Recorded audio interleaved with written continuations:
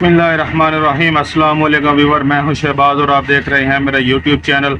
Viewer, आज हम बात करेंगे जी कि रात को सोते वक्त जो है जब हम उल्टा लेटते हैं तो उसके बाद जो है हमारे मुंह से पानी आता है, क्या ये दुरुस्त है या फिर किसी बीमारी की इलामत है? इस पर जो है आज हम डिटेल में बात करेंगे।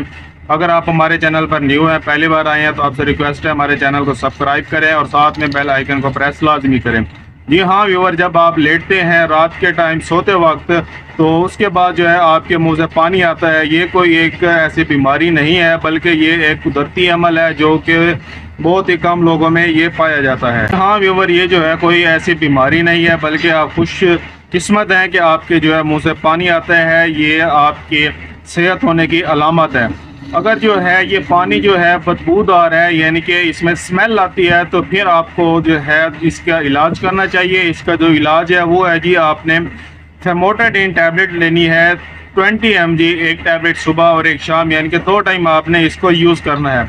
अगर आपका के मुंह से जो पानी आता है उसमें स्मेल आती है तो आप जो है फिर ये फेमोटाडीन टैबलेट इस्तेमाल कर सकते हैं। इससे जो है आपके मुंह से जो पानी आता है उसमें से बू ख़त्म हो जाएगी।